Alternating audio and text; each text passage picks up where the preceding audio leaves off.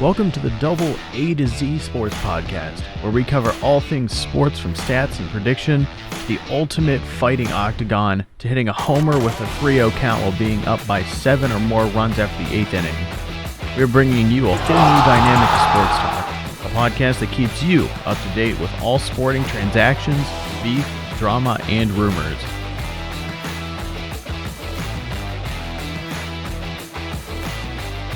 Lillard, long range three.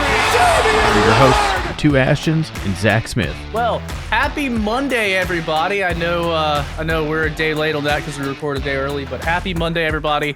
Some big things happened this weekend, and we do not have, a shortage of talking points, I feel like, over this last couple of weeks. So we're going to start off with a banger in today's episode and bring up the biggest transaction of the weekend. In the NFL, Deshaun Watson going from the Texans to a surprising move with the Cleveland Browns.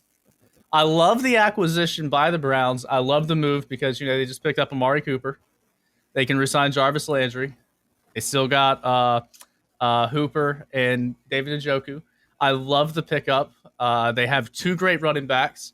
Now the question is their defense going to be able to play? But what is y'all's thoughts and your opinions on the whole Deshaun Watson move? Obviously, I think the Browns won. I don't think the Texans won at all. I think. Oh, you think the Texans won, Ashton? Look, I'll go ahead and get let's hear this. I'll go ahead and get my beef out of the way right now about this draft thing or this trade. NFL is all around having people on rookie contracts on your roster. And when the Browns gave away, what was it, 3 number ones? Yeah. So that's 3 starters that they've given up on rookie contracts. They've got one or 2 years that they've got to strike gold with this guy. And who knows, he might play half a season this year. I mean, I think that's best case scenario. Yeah, who knows how much he's going to play this season? That's a very good point. That's just they gave away too much. They guaranteed all of his salary. I mean, thank God. I mean, I wanted the guy. Don't get me wrong, but thank God Carolina didn't get him because a fully guaranteed contract for a scrambling quarterback who might not even play until November. Yeah, somewhere. Who knows if he even settles his civil stuff. If he doesn't settle his civil stuff, then he might not even play at all. I would take Baker and my number ones. I think he's a really good quarterback, obviously. I think it all comes down to him getting overpaid and the Browns not being able to create a good roster around him, because the Texans, they went 4-12 with him and overpaying him, and he's obviously a really good quarterback, but there's only so much you can do. Like, they're going to have to pay Myles Garrett. Wait, they went 4-12 with him or without him? With him. You're talking about the season before. Yeah, okay, so 2020. Yeah, he went 4-12. That was with Deshaun. That was with Deshaun Watson, Hopkins, and I don't think they had Hopkins. JJ Watt. Yeah. So that was the year after they traded. Yeah, they traded. Yeah. I don't think they had Hopkins. No, they traded. They had whatever. to have Hopkins. Yeah, so Okay. I think they're going to be good this year because it's the first year, but next year when they have to start signing their good players to good contracts, it's going to get bad. So this is their year to do something. So here's my question. Since Odell Beckham's, already announced that he's leaving the Rams, does he resign to the Browns and plays with Deshaun Watson and joins that group? I don't think. I mean, when he tore his ACL, so ACL? He's going to be after Christmas anyway, right? That's a 6 to 8 month. 6 to Yeah. 8 month. I don't know. He might be, depending on how serious he takes his rehab. Look, growing up hating Denver and watching Denver and John Elway beat Cleveland every year in the AFC Championship game, I want Cleveland to be good. One time. Just one time.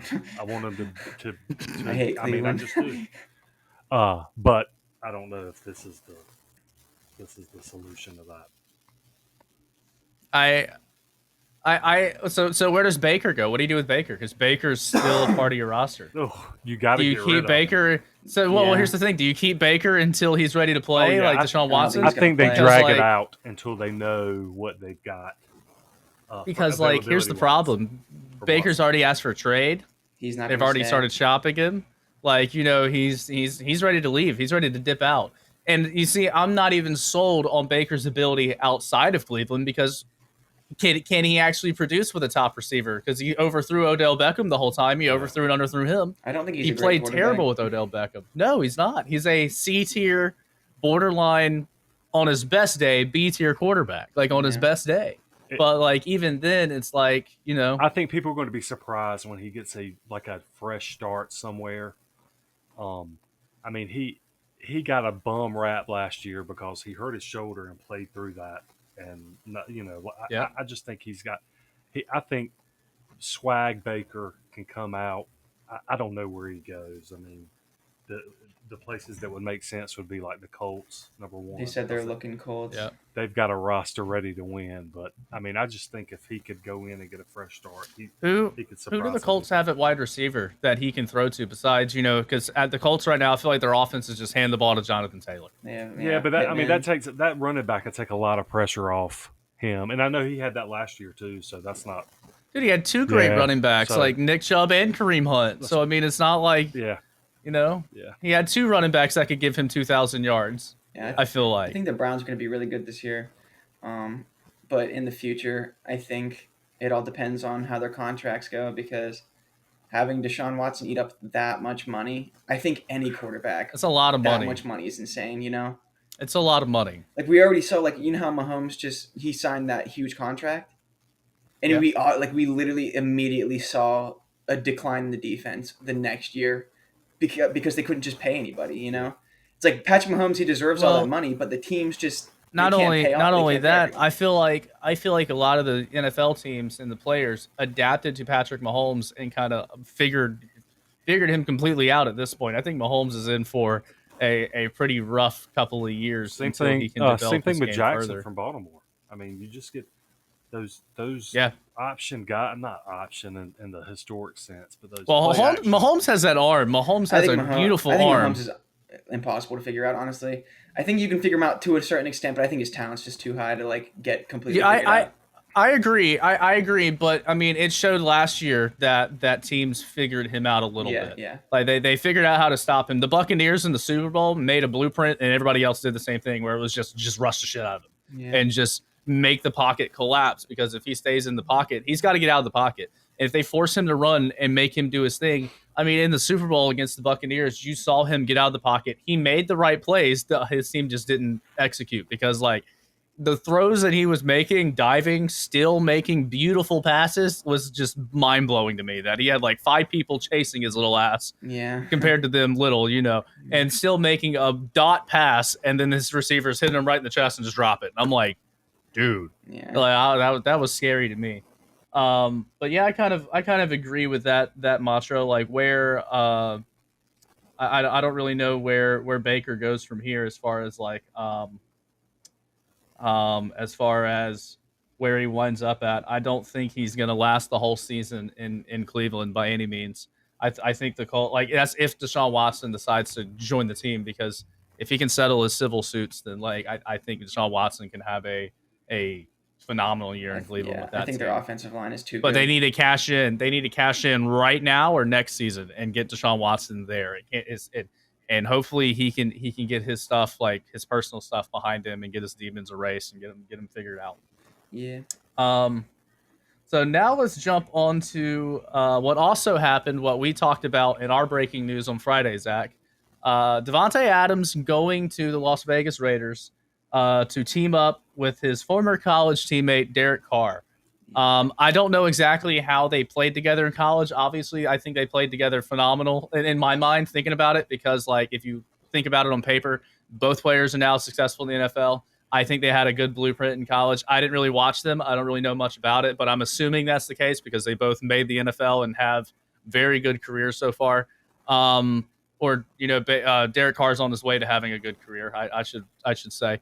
How do y'all see the combination of that Las Vegas Raiders team with a newly rejuvenated defensive squad with Chandler Jones joining that team? How do you see them performing this year? I think they're going to be above average as usual. I feel like they always underperform what they do, but it really doesn't help that their division is stacked. I said that before too. So That's their like, best. That's the best division right now in the yeah, NFL. we talked about that being like I think it's officially not even close to the best division. Yeah, that's the AFC West, right? They have to compete literally every single game that they have to win or even make playoffs.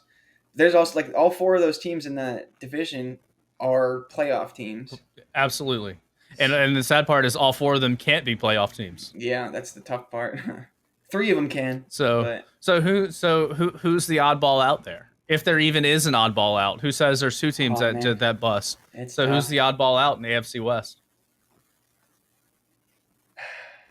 That's a really good question. I would say the Raiders, but only because they just have a history of like being decent and not doing anything with it. I feel like the Chargers, I think the next year like has to be their year or they're never going to do anything. Yeah. Broncos, we still have to see what Russell Wilson does, but And coming off his hand injury. Yeah. yes, we'll see with them. So I think it's either the Raiders or Broncos, but I think they're both still really good. But I'm going to go on a limb. I'm going to say the Chiefs don't make the playoffs this year. Oh, wow. No, I disagree. I'm going to go on a limb. I'm going to say the Chiefs don't make the playoffs. And the reason being is, looking back at their season last year, they started off super bad, and somehow they turned their season around after going 0-4 or 1-4, 1-5, whatever it was, and then they won out the season. I see the same start, but I don't see the turnaround. I see the same start, but I don't see the turnaround. I see a slow, productive beginning of the year, but I don't see them having that same 7-8 game win streak like they had. But Ashton, how do you see the Raiders performing this year with what I just said? I mean, the problem again is the conference they're in. If you put them in any other conference or any other division, they're a playoff team easy. But the better question is, what in the world was Green Bay doing? Yeah. I mean, Aaron Rodgers kind of made it clear that that's the only reason he'd go back to Green Bay. He wants to play with this guy, So, and then you I don't know if re-sign you him, know and then this. I just don't get it. So they franchise tagged him, and then he said he won't wouldn't play on the under franchise tag. Yeah. Yeah. So what's funny? What's funny is Aaron Rodgers, after Devontae Adams got traded, me and Zach were talking about it, said something on Twitter, and Aaron Rodgers said he re-signed knowing that Devontae Adams was never going to play another game for the Packers ever again. And I'm like, why would you resign? Like, why would you sign this massive deal? I get like the money's right. And you can ride off in the sunset with your horse and, take your crazy wife out to dinner every night and, do your thing there. But dude, why would you put yourself in a position as competitive as like some sports athletes, including myself, like even just in pickup, like as competitive as you are? Don't you want to win every year? Don't you want to put yourself in a position to win that one more ring? I don't think with any scenario without Devontae Adams, he wins the ring this year. No scenario whatsoever. When he signed before Brady unretired, correct? Yep. So I really just think he said, "Look, I'm in the NFC. I'm the top, the cream of the crop in quarterbacks." I felt ego-wise, he was like, I can get to the NFC Championship. Russell Wilson's in Denver. It doesn't matter with who. Everybody decided to just dip out of the NFC, I guess. Yeah. Yeah, and then now Brady's back. Yeah, so now now Brady's back, so it's like he's like, well, shit, I got it. Now he's got to play, and he's got to have people to throw it to. But they'll draft some LSU wide receiver in the second round, and he'll be rookie of the year. Watch what I say. Yeah, I wouldn't doubt it. Also in NFL news, I want to get y'all's opinion on something that happened yesterday, actually. Robert Woods. Me and Zach talked about on Friday how what they were going to do with Robert Woods if Robert Woods was going to return to the team because of their acquisition in Allen Robinson, or what they were going to do with Robert Woods. And I said I think he's gone because it just doesn't make sense because Odell's already gone, and they dealt Robert Woods to the Tennessee Titans. So the Rams shed his contract, which was like the big thing on the books. How do you see him fitting in with Mike Vrabel in that offense? It's kind of like a Patriot offense, an old school Patriot offense. How do you see him fitting in with that team with Ryan Tannehill? I mean, Tannehill, with that head coach, I mean, he does what he has to do. I mean, the problem is without Julio Jones, I mean, he's going to have to take some shots down the field, and I just don't know. That's what got him in trouble last year briefly. I mean, they were the number 1 seed, but Well, they have A.J. Brown, right? They still have A.J. Brown. They've got A.J. correct? and they've got the beast in the backfield. But, Yeah. I don't think Tannehill is Derrick all Henry. that, honestly. I just don't. I think Tannehill's a B tier. I think he's just like, I think he's average. I think he's a decent quarterback. And I think he's a system QB. yeah, I think he's a good system QB, but like he's not anything crazy. So them having, I think Robert Woods right now in his career is better than what Julio was last year. So I think it's a step up. But I think he's a really good number 2 option behind AJ Brown for sure. I think it helps. I can agree to that. I can agree to that. I can say that I can be confident and say, I'm not a Tennessee fan by any means. So I feel like I can speak for most Tennessee fans and say I'm confident with him running routes with Ryan Tannehill's arm compared to Julio Jones, because so that's another question. Where does Julio Jones land? Does he retire? I mean, is he going to continue playing? Todd Gurley mode. I think he's kind of just played out. I think he's going to retire. I don't think any team's going to sign him. No, somebody's going to offer him $8 million in a 1-year contract, and he's going to take that money.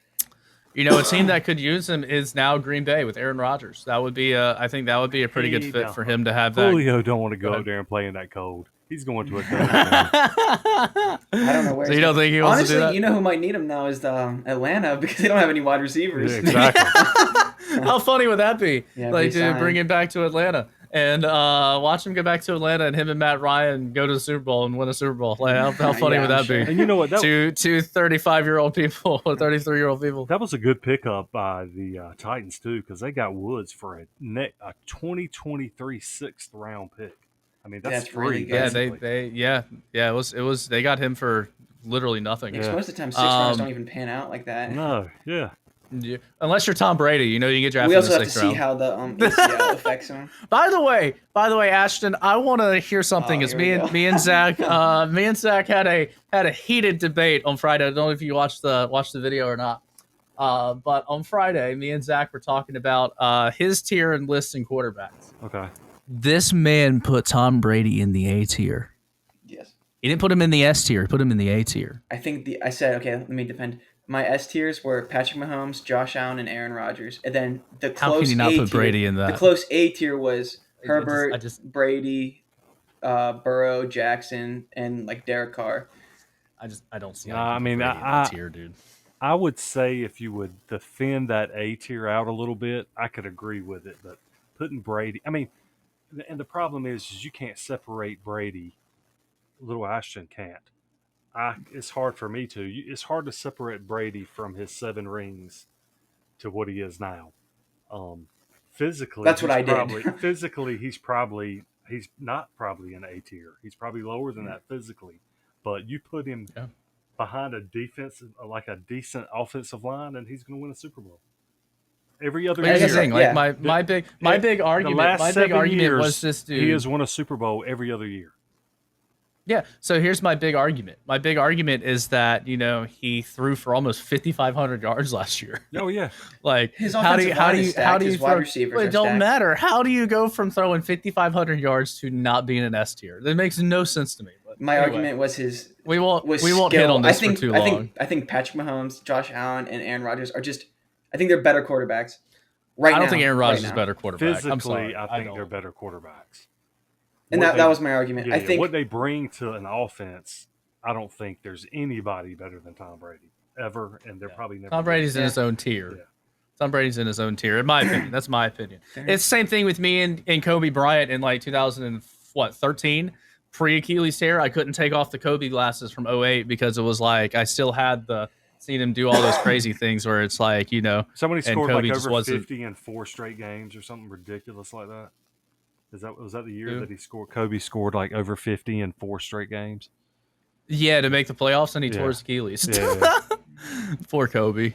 Rest in peace, Mamba. Anyway, moving on to the next topic. Let's kind of jump to a whole new segment that we're gonna test out here and see how this goes. We're gonna test out the waters on this and let us know if you like it or not. I guarantee you're gonna like it. Ashton, Yo. we're time for the first ever Screech talk. So go ahead and give me your worst. All right. So this Give me is your when greatest. we're gonna have this cool intro music, right? Yeah, we are. Maybe like Yep. Saved by the Bell theme or something like that. I could do Yeah. that. All right. All right. So I've got When you wake up in the morning. yeah. I've got two this week, and we hinted on one earlier. It's this NFL salary cap. So you're telling me you can stack a team if you wanted to. Like, so I've got a guy that's on the books for $24 million a year, and we're going to renegotiate his contract. We're going to give him $18 million of that as a signing bonus, and now it's only a $6 million contract on the books. Why even have a salary cap? This is ridiculous. Like, so now every year they're going to renegotiate contracts, and you're due 15 million this year, so here's 11, and you're only going to be on the book for 4. I mean, something's got to be done about this. This is ridiculous. Because I mean, that's all I read. That's all I read. Teams, I agree. Yeah. I agree because like looking at the Tom Brady situation, he was on the books for like $53 million. And like, I think he retired to avoid what you're saying, like to avoid the whole scenario. And let's just renegotiate type of thing. Yeah. I strictly think that's why Brady retired. I really think it was a strategic move by him to cut $30 or $40 million of the salary cap just right off the books of Tampa Bay. I really think that. I'm sorry. But yeah, I completely agree. The Saints did it. The Saints didn't cut. They cut like $30 million in cap space. And me and Zach were like, it's because they're getting ready for Deshaun Watson. Like when LA was about to bring the Panthers cleared up like $21 million restructuring. Restructuring. I just don't. See, yeah. Why even have a? What would you like to see? What would you like to see differently? No salary cap. Just no salary cap. Let's just try it for 2 years. No salary cap. No That's what teams are going to do anyway. Dude. That's what teams are going to do anyway. What do you mean no salary? Oh my God. Jerry Jones, open your wallet. What you got to realize is every one of these owners, every single one of them, are billionaires. So every one of them could stack their team if they wanted to pay the money, if they wanted to come out the wallet. So let them do it for a year. Oh my God! I don't think it'll be any competitive. Dallas will finally win a playoff game. But see, the problem is. The problem is everybody would do that. So it would check itself because you're not going to pay a B- offensive lineman $50 million a year. No, they're going to pay a B- wide receiver Christian Kirk $50 million a year. No, it would check itself. Because he just signed that massive deal with Jacksonville, and you're just like, well, Jacksonville. Why? Jacksonville. Did you see the team they had last year? Yeah, but why would you sign Christian Kirk to that 6-year, like 100 and whatever it was? Like, dude, I don't care. Jacksonville just lost all credibility in their football game, as far as I'm concerned. Yeah, well, they got as far as that move. I think you should let it go 1 year. Just see what happens. 1 year. And what do you think would happen? Do you think Dallas would open up? Do you think Jerry Jones would? He would try. I mean, they would spend they would spend so much money. It probably like more than the gross national product of like France or somebody. They would it would be like a $500 million payroll. But they still would you like to be on his payroll? They still won't win the Super Bowl. It's the culture. Oh, and then gosh. I've got another beat. And this is hold on before you do that. Zach, what do you think about that? The NFL abolishing salary cap, according to him. I don't know about the whole salary cap abolishment, but I think being able to just restructure to fit your needs is kind of wacky. It's kind of cheating. I feel like that's cheating. Yeah, you signed the contract and you gave them the contract. So I think going back on it, mean, I guess if they, I don't know. I just think it's kind of cheese, but So like I think it's the same thing with the Von Miller situation. You just signed a 33-year-old veteran to a 6-year, $130 million deal, whatever it was, and in 2 years you're just going to restructure his deal anyway to give it to him in a signing bonus. Like, dude, because think about it, dude's going to be 38 by the time the contract's up, 38, 39 years old. Do you think Von Miller, being a linebacker, a defensive player, is going to be playing when he's 38 years old? Hell no. This was a 2 or 3 year contract. They're going to do exactly what you said. They're going to give him all his money his last year, and then they're going to let him ride off in the sunset. That's just like Robbie Anderson. I mean, the Panthers did the same thing to him. He was due like 13 or 14 million, something outrageous, and they said, "Here, take 10 of it now," and that way only 3 or 4 is on the books. Yeah, it's. I think it's smart. I think it's smart for like the NFL to be able to do that, because then it creates it keeps the competitiveness flowing and be able to keep them under the salary cap. I know, but what's that's your not next? really. Hold on. Let me just get this final point in. But are they? They're not really under the salary cap. No, they're not. Yeah. You're right. I mean, No, they're not. That was a signing bonus. $300 million over the cap. But anyway, Yeah. Let's hear the next one. All right. So my next one What's is the next one? And this happened to one of my favorite players. I remember I was at work. Was it not last Friday? The Friday before last, and I get a text from ESPN. Braves about to re-sign Freddie Freeman, and I'm like, sweet. And then come to find out, he's with his dad, and he finds out when the news breaks that they signed. Was it Olsen? Yeah, they traded for Matt Olson. Yeah. So here's my beef is with GMs who don't notify their players before a deal's done. Freddie Freeman absolutely deserved a call from the GM saying, "Hey, man, before you see this, we're about to sign Olsen. We'll do whatever you want to do to make it right, but we're about to sign this guy.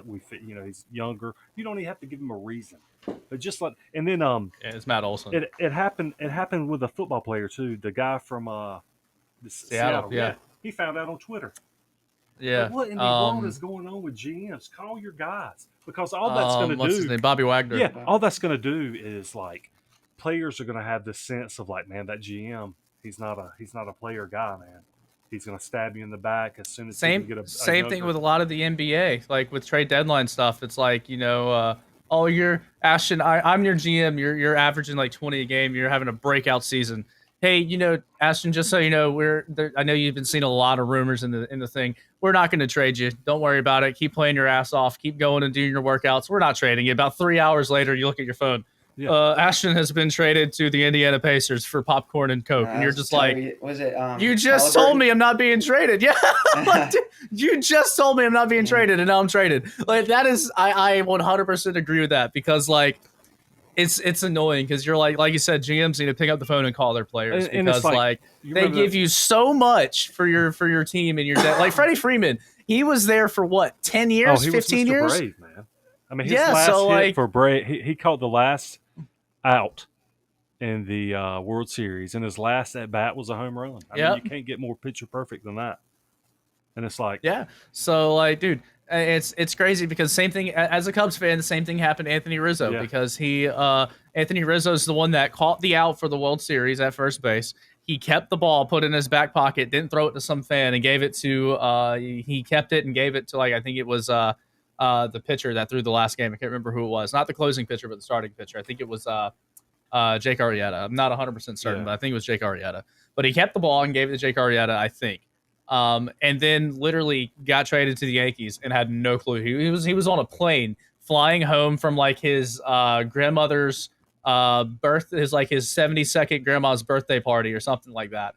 And he landed and he had no clue. And on the plane, he was traded and landed and like turned his phone on and he had 100 text messages from family, friends, teammates, like thanking him. And he's like, what in the world's happening? You ready for and then he found out that he's daily MLB anger. You see where Rizzo and Freddie Freeman went? Take a wild guess. The two highest market teams. Well, Rizzo was already on the Yankees, so I mean he just resigned with them. He went with the Yankees, and then Freeman went to the Dodgers. I was like, who would have guessed? They would have went to the two biggest market teams in the league. I mean, think about it. Freddie Freeman's just setting himself up for another World Series chase. He loved the chase of it. it was his first year like making the World Series and getting that close. So I didn't doubt he was gonna. If he didn't return to the Braves, I knew he was going somewhere else. But the Braves, I understand the Braves' reasoning for acquiring Matt Olson because Freddie wasn't really giving him an answer, and like Matt Olson and I'm not dissing Freddie Freeman by any means when I say this. Matt Olson is literally the perfect image of Freddie Freeman, but he's not Freddie Freeman. I'm not trying to diss him by saying that. He is not Freddie Freeman by any means. But Matt Olson's going to give you the same production with on-base percentage, batting average, homers, Golden Glove. He's going to give you the same production.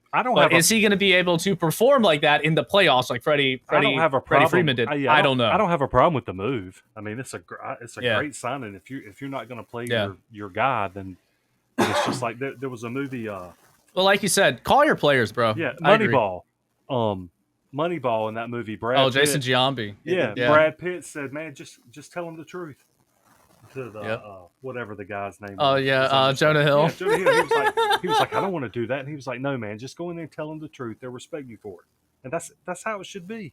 And yes, you're right. If it's any other way than that, it's ridiculous. Well, the actual character that Peter Brand or whatever his name was that Jonah Hill played is actually the actual guy that he played. Like not because his name's not actually Peter Brand. Whoever he's based on. There the was character just a write-up is actually about him. Yeah, he's actually the general manager or player or vice president of baseball operations or whatever it is for the Dodgers. Yeah. So he's like actually the guy at the Dodgers. By the way, a little bit of happiness for me right now. I can breathe a sigh of relief. Duke's going on to the ACC. Duke's going on to the Sweet 16. So I can kind of breathe and relax a little bit here. I'm kind of happy about that. But I'm kind of upset we almost blew that lead for a little bit there. but yeah, I think the Dodgers have built and I know this is going to be a very unpopular opinion with you, Zach, maybe even you. They have built a great franchise, and they've built a phenomenal number. At first, I was going to say they were a number 2 or 3 location, but I think they're a number 1 location now because the Yankees have taken a step down. Because New York isn't, it's New York. That's how the Yankees were able to sell New York or themselves was, it's New York. Well, now LA is the place where it's like, come to LA. It's like, why don't you come to LA? Well, it's hotter. You can spend what you want to in the MLB. Yeah. You just got to pay a little bit of tax at the end of the year. Yeah, salary tax. Mr. Moneyball. And he goes to the Dodgers, where they don't have they don't have a budget. Well, he was the understudy. Billy Beane, the guy that actually Billy Beane's actually still with the Oakland A's, and they are still a Moneyball team 100%. But because they don't have the payroll that everybody else has. Yeah, they're a Moneyball team. But Billy Beane actually got the opportunity to go to the Boston Red Sox, and they were going to give him it was almost like a $20 million contract for 3 seasons, and he turned him down because he was like, nah, loyalty 100%. It's very rare. But staying in the MLB for a second, another big name that signed, I think it was last night or maybe today, was Trevor Story announced that he was going to the Boston Red Sox. Yep. As somebody that grew up a Yankees fan, and I do not like I'm not a Yankees fan anymore. I'll clarify that right now. I like Derek Jeter. Derek Jeter was my boy, and after DJ retired, I realized very quickly that the Yankees just bought players, and I didn't like it. And strictly became a Cubs fan. I always liked the Cubs, but strictly became a Cubs fan. But the Red Sox are no longer an underdog, and they are 100% a dynasty, just like everybody else. And they also buy talent, I feel. And Trevor Story is proof that they still can buy talent with that 6-year, 100 and whatever it was, crazy ass contract he signed too. Yeah. Do y'all think Trevor Story? You think he's worth that much money? I mean, is any player worth that much money? It doesn't matter if they pay. It doesn't matter if they're worth. Yeah, it's it doesn't matter what they get paid because they can still pay every player if they really wanted to. So yeah, he signed a 6-year, $140 million, fully guaranteed. Yeah. What you gonna do? Yeah, what you gonna do? You know, It's it's not like one they're of not those going to pay all things. their other You're players. gonna pay $16 for a hot dog. That's what you're gonna do. Yeah. Yeah, you're gonna pay $16 and $30 for a freaking Budweiser. $12 crab fries at the PNC Park. Yeah, right. Watch Bob Nutting put out the worst team imaginable. I mean, who all does the Red Sox have now? They don't even. I mean, let's see who the Red Sox have on their roster. I'm not even like 100% certain. They still got JD Martinez, Jackie Bradley, Enrique Henderson, Trevor Story. He's going to play second base, by the way. He's not going to play first or shortstop. He's going to play second because they have Xander Bogaerts at shortstop. But I think Trevor Story should have moved to third, and they should have moved Rafael Devers over to first. That's a big dude at third base. He's like 6'4", 6'5". That's just a big guy to be playing third base. But that's just my opinion. What do y'all think about Trevor Story moving to second? I didn't know that until I just read it. They're professional players. They can do it. Yeah, that's true. They can. And I mean, you got to remember when Wade Boggs was playing third base? I mean, it took him like 15 seconds to run to first. I mean, if he didn't hit it in the gap, he didn't get a single. I mean, everybody's so athletic. I mean, I know that's off base, but it's like, God knows that the players today, it's just everybody's a freak. And we'll save that topic for later. We'll save that topic for a little later because I did have to, I don't know if we can share the same topic now since we brought away Fox. But anyway, another thing I wanted to point out is that Derek Jeter has officially sold the Miami Marlins. Thoughts on that? How much he selling? What he sold his cut? He sold his cut. What did he get for it? Let's see what Derek Jeter got for it. Sells. Better yet, what did he pay for it? I don't know what he paid for it. Derek Jeter, he sold his. He's stepping down as the CEO of the Marlins and selling his 4% stake in the franchise worth roughly $44.8 million. All right. I'm sure he made money on it. Yeah. So I'm sure he did too. But at the same time, it's like I think Derek Jeter was so used to winning and spending money in the Yankees organization that when he went to Miami, and the rest of the owners are like, "No, we can't spend money. No, we can't spend money." Derek Jeter's just like, "All right, I'm out. I can't do this. I'm out." Yeah. And I think Derek Jeter was tired of watching Miami produce players like Christian Yelich, and then watch them turn around and just leave after their rookie deal's up, kind of like Pittsburgh in their scenarios. It's like professional farm league, and I hate it. Yeah, professional farm league, and it's it sucks because Christian Yelich was a monster in Miami and turned around and got that massive deal with the Brewers. You're just like, dude, there's no way Miami could have matched that deal. Miami would have been so far in the red, they would, dude, their hot dogs would have been $30, and their beer would have been $80. But all right. Do you want to go? All right. So, a lot of people are probably wondering why I'm sitting here wearing a Cubs shirt and not a red jacket, and why Zach looks different, and why nobody's gonna know Dom looked different, unfortunately. But people are gonna know that we look different.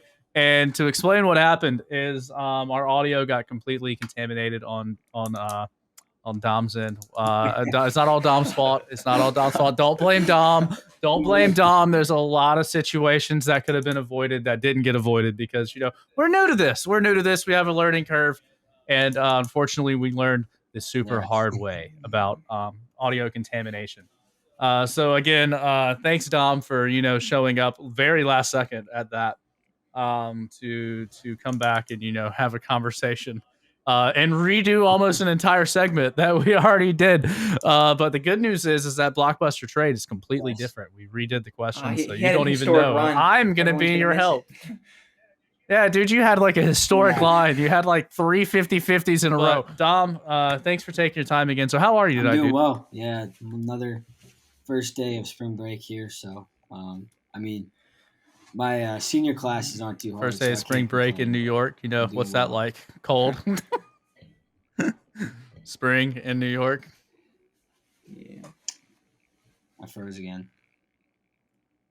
Oh, it should be fine. Wait. You're Yeah, it works here. now. All right, perfect. What's springtime in New York Oh, like? I'm gonna use spring. I saw the sun this weekend for the first time. It was it broke 70 on Sunday. So yes, Those are like 90s. Was it? Was it like the Beatles? You know, when you saw the sun, was it like do do do do do? Here comes the sun. the season Beautiful sight. The Beatles just played in the back of his head. It was like, oh, it's like the sun came. So yesterday, we talked a little bit about the NCAA tournament. Let's kind of, go over that a little Now bit. we actually have answers. Now we actually have answers. I'm going to be the first to say, I did say I picked Auburn to go all the way, and unfortunately Auburn did get beat last night. It's very unfortunate. It is what it is. But my Dukies, my Blue Devils, are still there, ripping, roaring, and ready to go with the Sweet 16. It's definitely a thing. And a team that I'm not gonna have a lot of faith in to get out of the Sweet 16. But looking at the Sweet 16 matchups, let's just go down the line here. Let's not waste a lot of time in this because time is a valuable asset that we have in life. Let's just go matchup by matchup, kind of talk about the pros and cons of each teams and who we ultimately think is going to win. Let's start with the big game. I feel like this is the biggest game. Providence and Kansas. I'll kind of say what I think. I think Kansas is a well-coached team. They have a phenomenal coach in Bill Self. Providence is, to me, a great team as well. It showed that when they beat Richmond, a team that just was very well played with Iowa or against Iowa this year when they played Iowa in the first round. Pretty big upset. I actually thought Richmond and Providence was going to be a closer game than what it was, 51-79, with Providence winning. So, and Creighton just matched up very well with Kansas, in my opinion. Creighton was my sleeper for the tournament. I thought they were going to actually beat Kansas, or at least, it was a very close game, 72-79. Kansas took it. So with that said, I do think, and this is going to be a very unpopular opinion, but I think Providence might actually beat Kansas. Yeah, I mean they, from what I've seen this year, they've won like double-digit games that they were like within 5 points. So whether you call that lucky or, you probably could say they're also extremely. They're old, so they know how to close out games. I think 4 of their starters are graduate students, so like 23, and then they got another guy that's a senior. So they're very experienced, and I think you're going to have to be Kansas, and they're also they're physical too. So, I could see it. I remember on the other recorded version where we were, before it got contaminated, I was like, I like Auburn too. And then you're like, oh, hold on, they got to play TCU tonight. I was like, oh, well, I think they'll beat them. Oh, yeah, Arizona. I flipped that. No, they played TCU. Miami.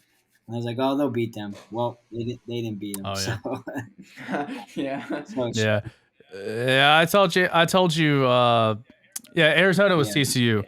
And that was a very close game too, which is very surprising. What's up with all these 9-1 seeds being like right there neck and neck? TCU and Arizona was a 5-point game.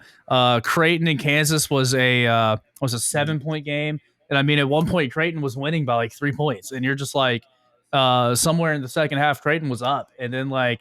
And again, I got to give props to my Duke guy, Alex O'Connell. Phenomenal season. I know you're not watching, but phenomenal season.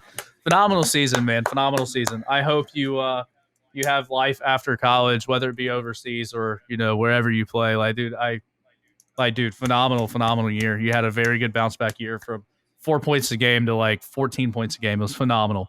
But I do think Providence can beat Kansas. But Kansas is like I said, it's a well-coached team.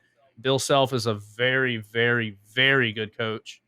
And like I said in the last recording, I think he's up there on the Mount Rushmore with Boeheim and Coach K and Roy Williams. I think he's not quite, with that level, but I think he's I think he's right there Yeah. kicking at what their other heels. game is Um, going to be good is with Jay Wright. Houston and Arizona. I think Houston's gonna win. Honestly, I can see it.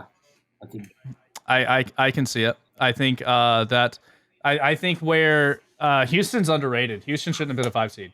I think Houston should have been a 2 seed or a 3 seed over Tennessee at least. I don't think they're a 2 seed over Villanova, but I think they should have been a 3 seed over Tennessee. But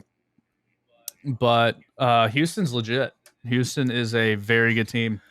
And like I said, the person that had a perfect bracket until I think it was day 2, that even the guy that picked the big upset in the 15 in the 2 seed, which was St. Peter's, had Houston winning the whole they're thing. looking Actually, good, too. he's the only person.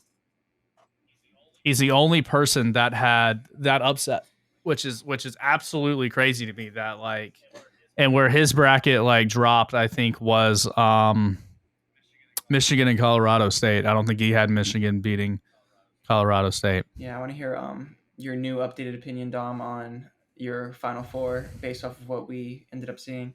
Yeah, so let me check my bracket real quick. My Final Four: Duke, and Duke. Yeah. Good luck. Yeah. I mean, so I had Gonzaga, Baylor, they took the L, Arizona, Kansas. So, obviously, I think I'm still. He had all the 1 seeds. Yeah. It's boring, but that's how I went with it. So I think, I mean, St. Peter's being Kentucky, so you never know. But I think Purdue will end up coming out of the bottom left bracket or region. So, yeah, I think it's still going to be Gonzaga. Like you said, Arizona could lose to Houston. So, I think you never know in the tournament. It's so hard to win 1, let alone 2 games in 3 days. So I think the teams left are just, a lot of them are so athletic that it's just a battle, a grind every game. So makes for good TV. I love it. But yeah, I agree with that. I think if Duke, here's my thing. I'm gonna put a very, very, very hot take out here right now.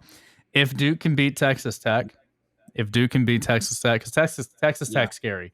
If Duke can beat Texas Tech and Gonzaga beats Arkansas, I think Duke might be the only team that can beat Gonzaga, and here's the only reason why. They match up very well with Gonzaga. As far as like player-wise and personnel-wise, they match up very well on paper. Mark Williams is going to defend Chet Holmgren pretty well. And their guards. And the question to me is who's going to guard Paolo? Who's going to guard Banchero? Because like I don't think Gonzaga has a player that can stop Banchero. Personally, that's just my opinion. Yeah. I think if that match, but I don't think Duke's gonna get past Texas Tech though. I don't have faith like that in this Duke team. I just don't see it, unfortunately. Yeah, they're up and down. But yeah, I think if they were to get there, I think it would be Banchero and Timmy matched up, and then probably Chet Holmgren and Mark Williams. So that'd be quite the battle. That would be a very fun game to watch. I think that would be. That would be the most watched game in the tournament. A championship type game in the Elite Eight. Yeah. It's a heavyweight. Which is crazy because, like, we were talking. So on the live stream, like when we had a Selection Sunday live stream, me and Ashton were talking about Carolina and Duke and how they should always be on opposite ends of the bracket. Because imagine if Carolina and Duke just met in the championship. That would be. Dude, it would be Super Bowl numbers, bro.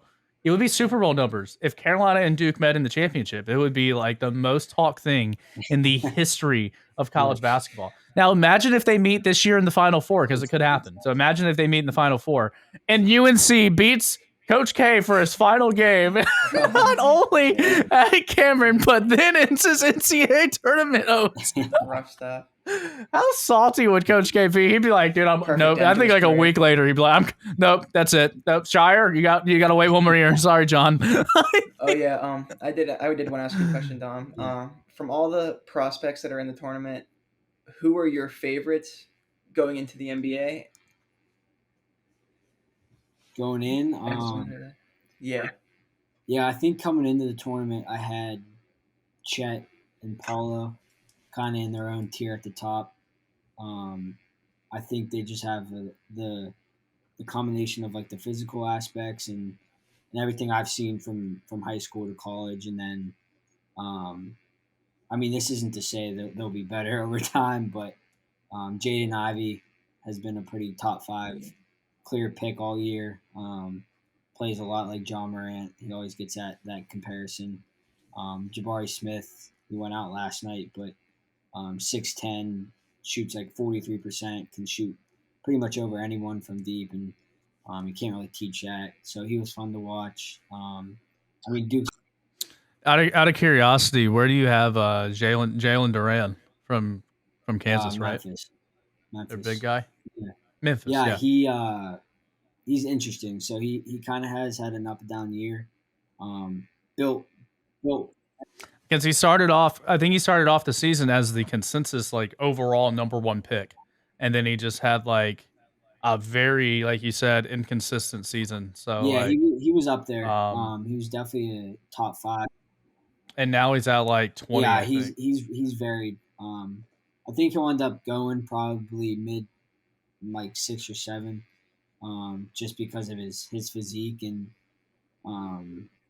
yeah, I The think he size could just alone. fit in.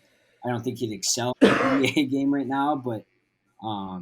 I mean, if it was like a pickup like the NBA kind of is closer to than college, he can just hang with it because of his physicality. But he showed Gotcha. some ability with the ball to pass it around and from like the high post catching backdoor passes. Obviously, he doesn't have that type of touch yet that like maybe Paolo has around the rim. I think he's a traditional big man, like, a back to the Yeah, basket. He reminds me a lot. You know who he reminds me a lot of, and I don't want to compare him to this guy because like this guy was out of the league. I feel like after he got done with the Lakers, is Andrew Bynum. He reminds like size wise, like traditional big man style. He reminds me of Andrew Bynum, like somebody that will back you down, punish you with strength, and then kind of finish you off with like that traditional jump hook or the traditional drop step and kind of put it in yeah. with finesse. So I he also reminds me like a lot of Andrew Bynum. the one dude, the Kentucky Ochai Jabi. I think. Yeah, Ochai Yeah. Ogavi. Yeah, he's Ochai been Joppa really Joppawi. impressive, I too. call him I didn't Ojapa realize how Jop big he Joppawi. was. My grandmother, that's He what my plays like a grandma calls guard.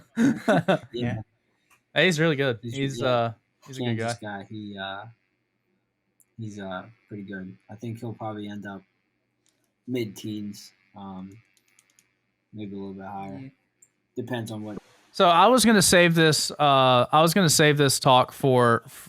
Unfortunately, before all internet issues happen, let's kind of cut that talk where it was and jump into something different. What me and Zach were talking about. I just told Zach. And this way, so you're not coming in completely blind here. I'll go first. And we'll talk draft classes of all time in the NBA. Top 3 from each of us. I know some people here are going to have biased opinions about certain generations. I am too. So it is what it is. So I'll start mine. It's going to be very controversial. Very controversial what I'm going to say. Number three of all time. The 2003 NBA draft class with LeBron, Melo, Wade, Bosh. Number 3. Yeah, number 3. I know. Yeah, wow. See, this is like very controversial. And the reason being is because the other 2 draft classes I'm about to tell you, A, has more talent and more future Hall of Famers. That's the only reason why.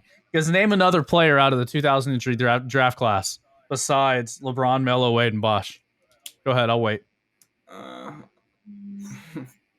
Darko Milicic that got drafted overall number 2 to the Pistons, like instead of Melo. Like, dude, I could have shot the Pistons for that scenario. You know, it's like they took him over. They took him at second over Wade, Bosch, Melo, and like, dude, imagine if Melo, Wade, or Bosch would have went to Detroit instead of Darko Milicic. Like, you know, whoever the GM of the Pistons should have been fired immediately. I think it was Isaiah Thomas. But anyway, number 2, the 1984 draft class with MJ, John Stockton, Charles Barkley, Hakeem Olajuwon, Otis Thorpe, and Sam Perkins. All 5 of them NBA Hall of Famers, multiple All-Stars, multiple championships. That's the only reason. As far as I'm going, individually wise, arguably 2003 has one of the greatest players of all time. 1984 has one of the greatest players of all time. And then the next draft class I'm about to tell you also has one of the greatest players of all time. The 1996 NBA draft class. And that included future Hall of Famers such as Kobe Bryant, Steve Nash, Allen Iverson, Ray Allen, Marcus Camby, Stephon Marbury, Derek Fisher, Robert Horry. Should I continue? Should I keep going? Like, I mean, Vince Carter. Should I keep going? I mean, I have more. Shawn Marion, Dirk Nowitzki. You know, should I keep going? Do you want me to keep going? There's more. Paul Pierce. You know, do you want me to keep going? There's more. Michael Redd. You know, Michael Redd. I mean, yes, 1996 was loaded with talent, just like unfortunately, the 2009 and 10 NBA draft was loaded with talent. But I don't think they were quite. They're still in the league today. I feel like the 2009 and 10 draft are right there, 4 and 5, respectively so. And if they can finish off and polish their careers, I feel like the 9 and 10 can be right there with them. And that's the only reason why I didn't put them in there is because, you know, I'm looking at the whole career as far as value-wise, as far as players. The 2009 included Chris Paul. Not Chris Paul. Dude, that was like 2004 and 5. I just had a blank. 2009 was like the Curry, Harden. It wasn't Durant. It was Westbrook and all of those guys. And then DeRozan, I think, was in that. And 2010 was I'm Derrick Rose in that class. So, but Zach, you know, since Dom's kind of coming in blindsided, I gave you a little bit of time to do your research. The floor is yours. Wow. I don't really have any arguments against what you said, but I think I like your number 1. I don't know how to like. It's hard to argue with number 1. It's really hard to argue with that one. From what you said from 2009, I think the order. I think who you have is good. I think the order can be. I think the order is definitely opinionated in a way. I think it can be argued, but I honestly don't have a gripe with anything you said. I'm not gonna lie, but I don't know if. So you're gonna ride my coattails and take my top 3? I'm gonna take your top 3. Yes. You're not gonna swap, 03 and 84. You're gonna keep it in the same order. Actually, I think I will swap 03 and 84. Okay. You're a little biased, but you put MJ in his prime 1-on-1 against LeBron. What's happening? Jordan's averaging 70. Right. But I think there are more recognizable names in 03. Well, Zach, you weren't alive then, so I don't expect you weren't around when Nintendo 64 when you got to play. On an opinion? Well, I would say this: John Stockton is the image of a true point guard. We've had this conversation. Yeah. So when you think like Chris Paul and Steve Nash and those players, there would be no Chris Paul or Steve Nash without John Stockton, but also there wouldn't be a John Stockton without Pistol Pete. So John Stockton paved the way for these guys, but Pistol Pete also paved the way for John Stockton. Yeah. But I'm interested in what Dom's got to say as the basketball guru here. Somebody that probably knows a lot more about the game than Zach. Thank God.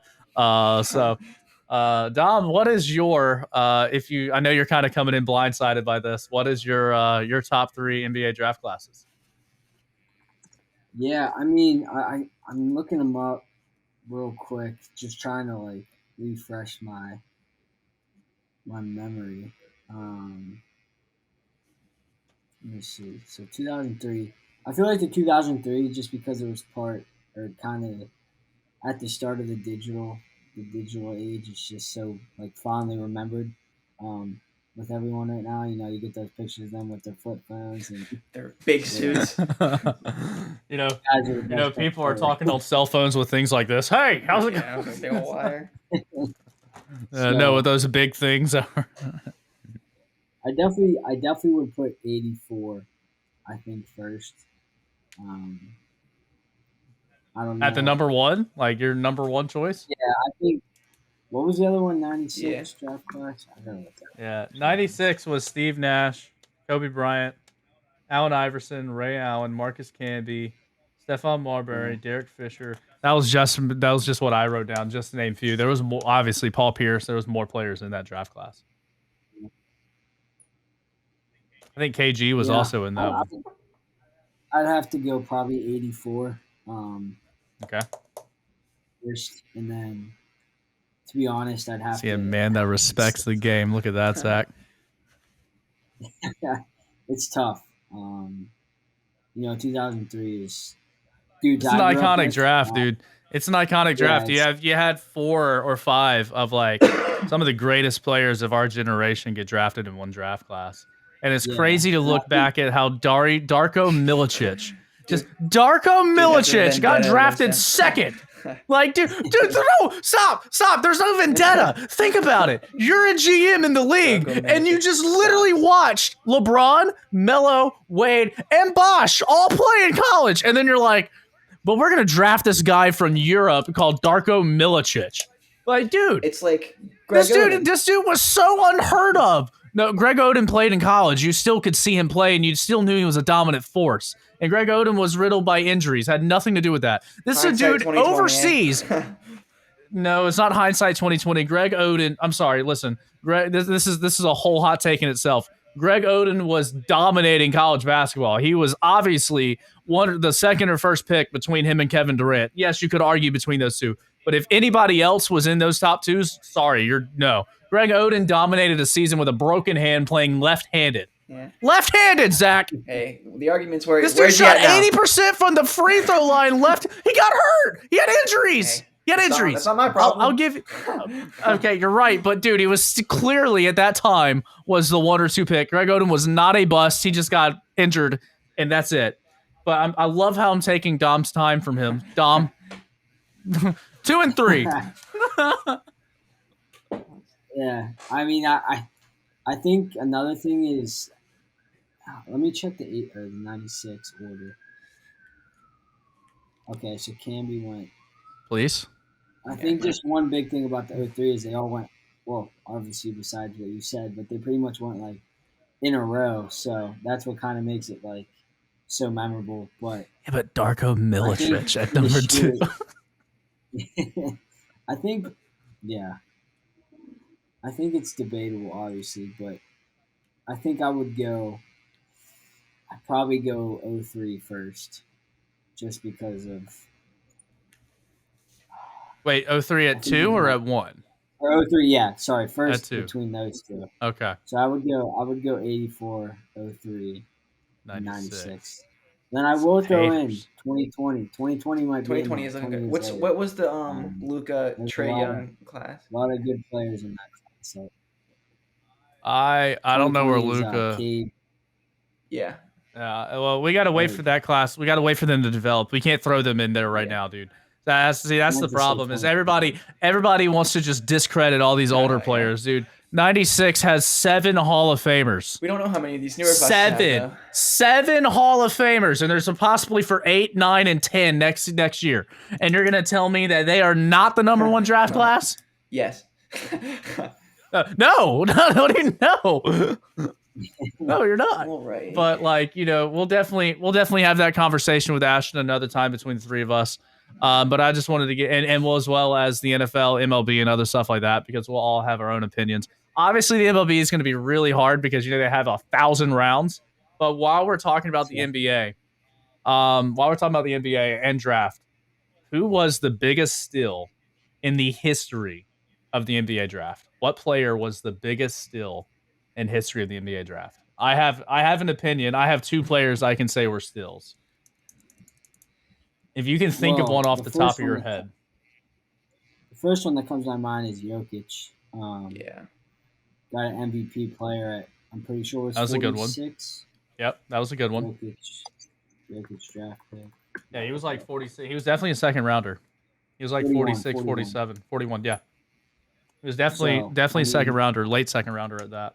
Anytime you get a MVP player at 41, I feel like that's a grand slam. Very good pick. That's a very good answer. I'll accept that. Zach, what's your big steal? Don't Google this. I wasn't Googling it. No, if I had to pick, it's another more modern player, it would be Steph Curry. Because he dropped to... That's a first-round talent! That's what I'm saying. And he dropped to, like, the 7. For such, like, he literally changed the game. Like, I think him getting, picked up at 7 is a... Dude, Zach has, like, no basketball IQ right now because he said 7. That's still a lottery pick, bro. That's a steal. You would pick... If you had to redraft, you would pick Steph Curry, like, 1, 2, or 3 in that draft. Getting him at 7 was a steal. Yeah, but, like, dude... Yeah, okay, all right. Okay, I'll give that to you. But I mean, I can agree to that, but I can name 2 bigger steals right now. There's probably more. I'm just saying that that was the first one that came to mind. Kobe Bryant at 13 being traded from the Hornets to LA. That's a big one. That's a historically but the Hornets got Vlade Divac. Yeah, that's pretty. Yeah, that definitely is a steal. The Hornets got Vlade Divac for Kobe Bryant. Yeah, I didn't say Steph Curry was big. I'm just saying that's the first one that came to mind. Another one, however, is the second to last pick in the 1999 NBA draft. Manu Ginobili. Yeah, you're a big Manu guy. Oh, yeah. But Manu Ginobili. Wasn't Tony Parker kind of a steal too? Yeah. Tony Parker was also a second-round talent, but, like, still. Yeah. Manu Ginobili, the second to last pick in the 1999 NBA draft, and this dude is a... Because usually, I hate, dude. Ginobili should have won 6th Man of the Year every year. There's no debate for that. Big Ginobili guy. 1 or 2. Dude, he should have won 6th Man of the Year every year. I'm sorry. You're gonna tell me this dude averaged almost 20 a game and almost 7 or 8 assists, and he's not a 6th Man of the Year, and you're gonna give it to other people because Ginobili's been 6th Man of the Year 3 times or twice in his career. Yeah. Like, oh, there's other people that deserve it besides Manu. No, dude. No, sorry. No. Manu was like a career 6th Man of the Year. So we hit 15. We hit 15. Okay. But yeah, I feel like Ginobili is like I said this in the all-time 75 list that, Ginobili's you put him on any other team in that time, he would have averaged 30 a game. Yeah. Easily. He took Argentina to the gold medal and almost beat Team USA before he got hurt. But like that's besides the point. All right, moving on. So now that we kind of got that out of the way, Dom, let's kind of do a Q&A again, as we already had done before. But, unfortunately, with unfortunate circumstances, we got to redo a Q&A here. So, Zach, you want to start us off with a little get-to-know Dom question? Yeah, so I've known Dom my whole entire life. But so when we... First of all, I'm not sorry that you know Dom. I'm sorry that Dom knew you your whole life. It's like...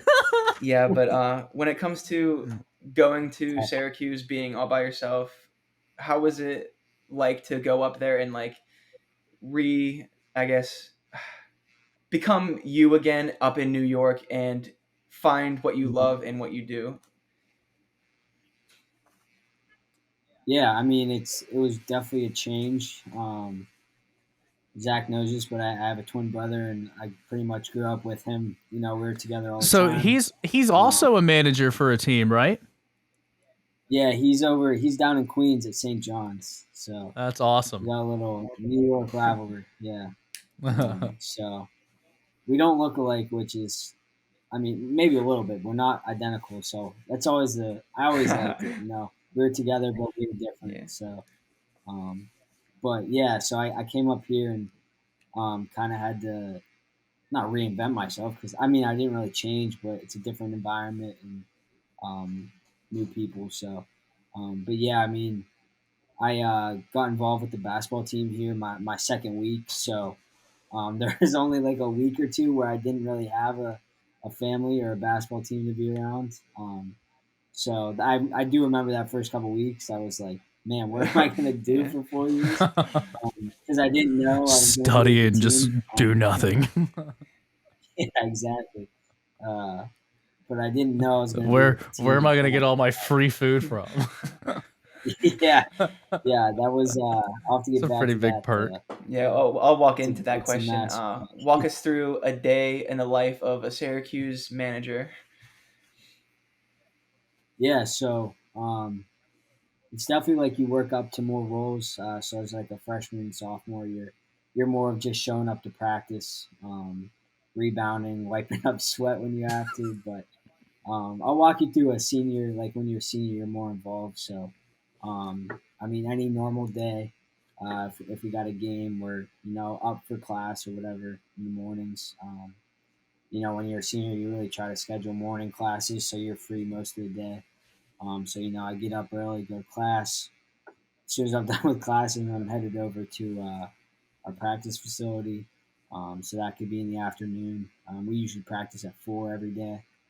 So I'm prepping the practice plans, getting everything in place, whether that be the water carts, all the chairs are in place, hoops are ready to go, balls are out. Pause. And then we got make sure the coaches are all ready to go because they always have some stuff they need from us. And then we go through practice. But then if we have a game that day, we're playing usually at 7 on the weekdays or weekends, and those are totally different. Got meetings during the day, So game meetings. so speaking of like night games, what's Yeah. what's different about playing? Because I didn't ask you this before, because I'm glad you Yeah. brought that up. Um, what's a different approach between an early game and a late game? Because I know like with a late game you have a lot more to prepare for, but what's like your difference between a 12 like a Yeah. to a 1 or 12 o'clock tip off to a 7 or 9 o'clock tip off? Yeah, so I mean, the noon tips, especially on the road, are tough because you're Yeah. waking up as early as 7, especially with the managers, maybe even earlier. Mm-hmm. We usually have a meeting 3 to 4 hours before tip off just to make sure the guys are up. So that can be brutal at a 12 o'clock tip, but if you play at 7, guys could sleep in till noon, and then they don't still have to be in by 3:30. So, I mean, it looks different for us. We usually have stuff during the day, anyways.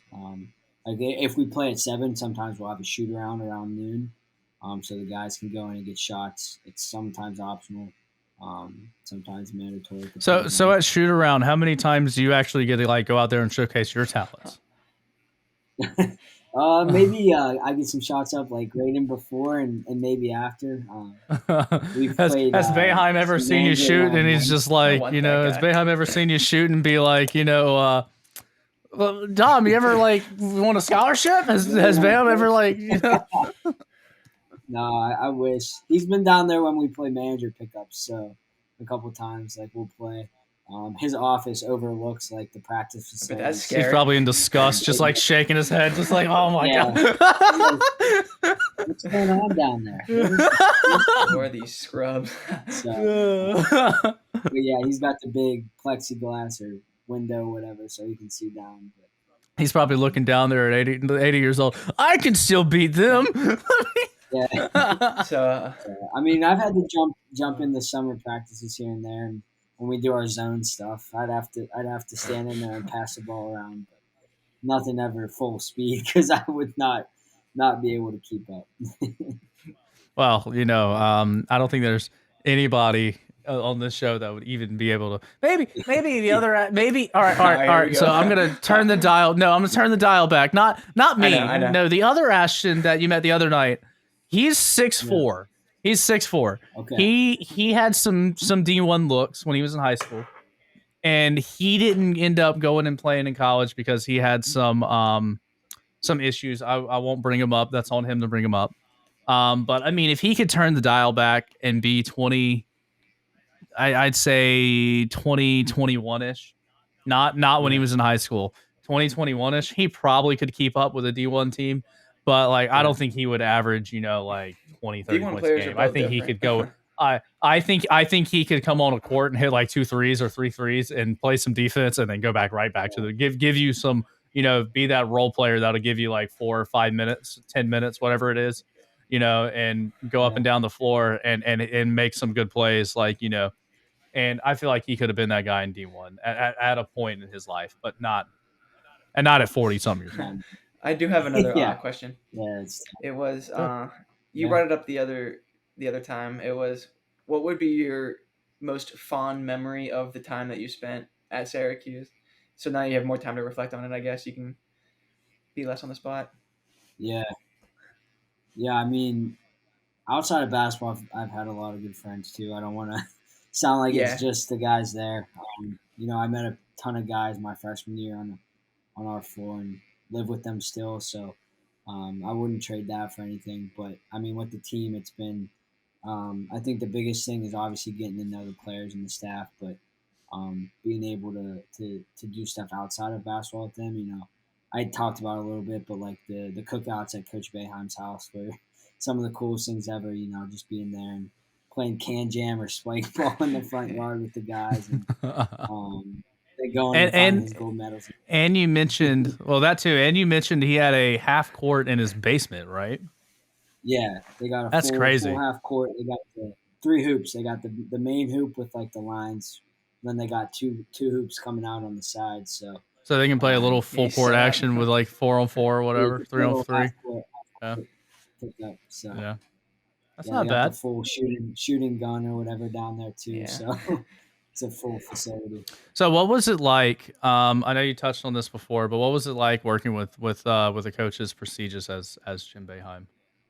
Yeah, I mean, I said the first couple days, and still now, it's like you're kind of scared to when he's maybe if he has to talk to you or whatever. You're like Sweating bullets. sometimes you're stuck in your shoes, like damn, Coach Boeheim's right in front of me coaching, and it's like wow, it's pretty wild, especially the first time. But I mean, I kind of got used to it, and once I got more comfortable, it's like I mean, it's picking up on the little things every day, how he approaches the players. I mean, not every player is different in how they learn and how they want to learn. So seeing how he varies that, and especially the assistants, some of the best in the country. They a lot of stuff in college basketball and I mean anything in life and especially sports goes unnoticed, and they all have families, but they're on the road recruiting, flying to Florida to see guys, driving up to.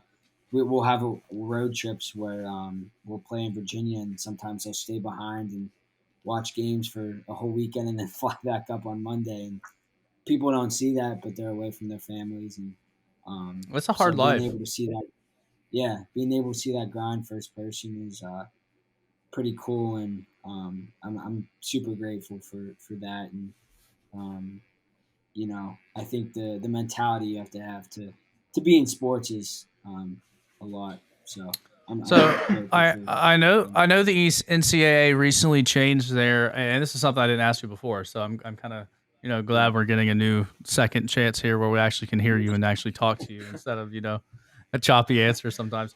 Recently the Yeah, NCAA, and this is something we've talked about with another former Division II college athlete, was over their player likeness, and how the NCAA can make or the players, my bad, can make money off of their own likeness now.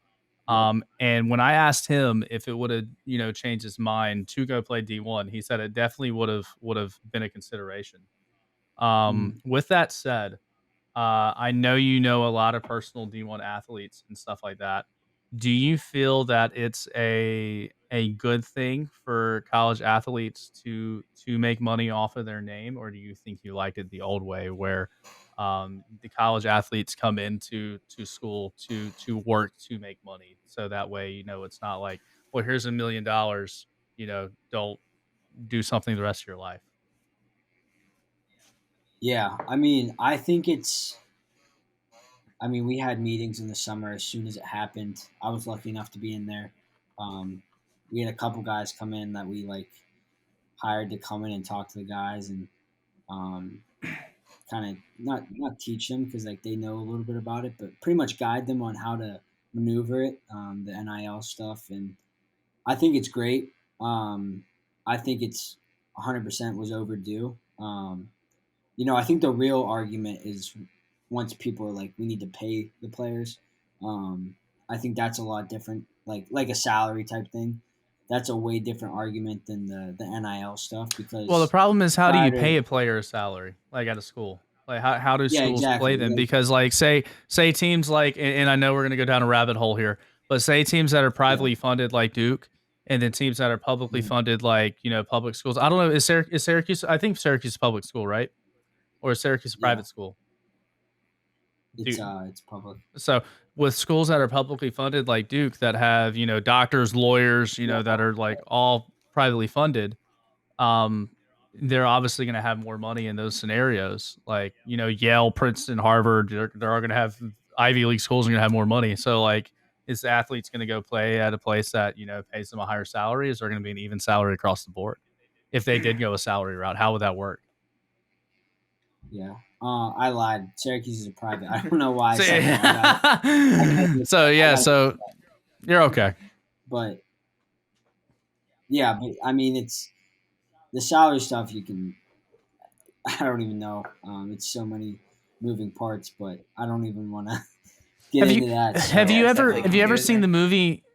Have you ever seen the movie Basketball by the I know this is a little weird I thing, feel but like so it's by the creators of I feel South like Park. Yeah. It's I where might have seen it. Trey Parker and Matt Stone, and they were like literally sitting out there shooting basket on like this girl's house, and they were like, "Dude, we can't run very fast, we can't jump very high, but we can shoot a basketball. What do we do?"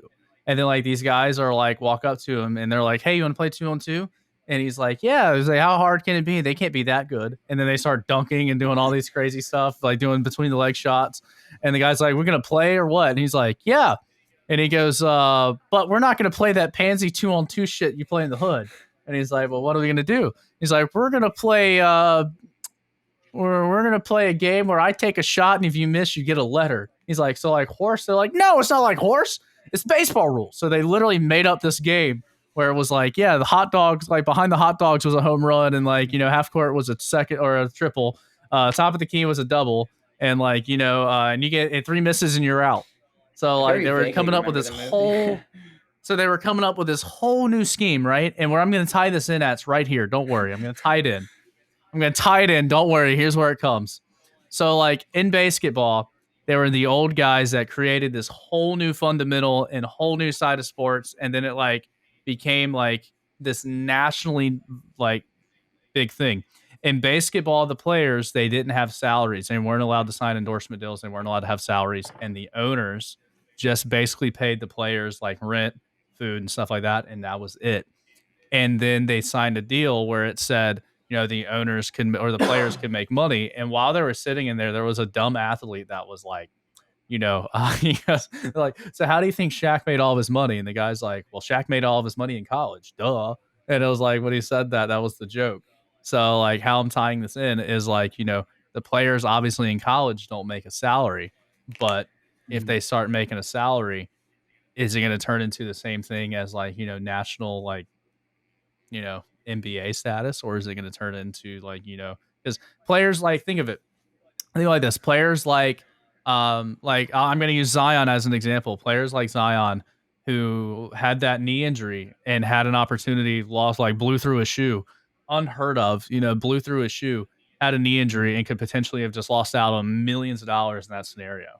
He could have lost if he would have been hurt towards ACL and had like, a career ending injury like that. He could have lost millions upon millions of dollars in the NBA. So Mhm. where is the line drawn as to say how much these players make? Yeah, that's exactly another reason to argue about it, and not us, but like just the Yeah. argument that's the financial and law aspect of it. So, um, yeah, I think that's still a whiles away, just because and the thing is, there's probably only a few players that are worth paying because Yeah. college players are so replaceable, College players don't get paid as especially much as you would think they would. It's like it's usually the big name players, like you said. Exactly. And that's Well, how that's the NIL stuff. Yeah. That has. I mean, when you say college players getting paid, like, let's back that up a little bit. College players don't get Yeah, paid. they They don't get get paid. paid through NIL deals. Yeah. Yeah. So like the schools Exactly. don't pay them, which is why I'm talking about it, like the Zion situation I don't think where they he should get blew paid. through a shoe. Oh, like He that. could've, I think yeah. NIL deals should be fine because people like Zion's situation, like Dom said, would be like it would end up screwing him in the future. But I don't think every player should get paid because it's like 4 million players to account for. Yeah. I It's impossible. yeah, I happen to Give you agree that. with that. Noise. Yeah. Yeah. The main argument was just really any other student on campus could be paid can have a YouTube channel and get paid for an ad. But like, See, so why there was a can't- kicker. There was a kicker at Florida State. His name was Destroying. Yeah. He has like 4.5. followers. Yeah, I think it's like 4.5 million followers on YouTube, Yeah, or he's YouTube, like yeah. super close to that. And the NCAA told him, end your YouTube channel or leave college. And he was like, See ya. Yeah. deuces. Yeah. And he went and Yeah. played in like the Canadian League, and he became a kicker in the Canadian League. And the dude's trying out like all these things on YouTube, and he has a massive following. And I think eventually, if he keeps grinding, he keeps working, I think he will get a phone call to the NFL. I don't know what position it will be, but like the fact that the NCAA was just like, yo, choose your channel or your sport, it's kind of like, it's kind of suckage because like now, now I think if a player has a YouTube channel, it's not an NIL deal. I don't know if it was included in that. So like, is it still a thing that, that you can make money off of like a YouTube channel? Because if not, then they need to readdress that because Yeah. players like that deserved notoriety should be able to have notoriety on their name, not the school, their name. Yeah. Yep. So All right. that's where I kind of think. But let's jump to my favorite segment, everybody's Yeah. favorite segment, everybody's favorite segment. And Dom, I am your lifeline today because I do not know these questions. I don't even know what's coming. I am completely clueless. And I am your help right now, man. Let's see it. do this, Dom. Me and you are going to do this together as a team. All right, Dom? Me and you. Give me a fist bump. Give me a fist bump. Come on, Dom. Give me yes, sir. All right. Yeah, I like it. I like it. Right, So I know where to do it. Sorry. All right, Dom. It's me and you today, dude. And I'm the one presenting the questions here. So like, kind of weird how this goes down, right? Zach over there is the man with all the answers. So like, I still got to be the guy to be your lifeline, unfortunately. All right. You ready to try again? But here's the thing. You played last time. You got a lot of answers correct. So here's the thing. We're just going to do this for fun. So here's the deal. Yeah. When we get to tier 3, if you get them all right, I'll give you the last 3 items. How about that? Is that fair? I'll let you keep all the items you've won so far. Okay. I'll be a nice, generous host. We're just going to do this for fun so we have something to plug in. So no pressure. No pressure. Okay. Yeah, all right, no pressure. Actually, you know what? I lied. You're going to have to learn everything. All the pressure. More pressure. You're at the free throw line, fourth quarter left, or fourth quarter, 10 seconds Shaq. left. You're down by 3. And you're Shaq. Good luck. All right. Question number 1, Dom. Which 2 teams are tied for the most Super Bowl wins? Patriots and Steelers. I would agree to that one. I believe you want to lock in that answer.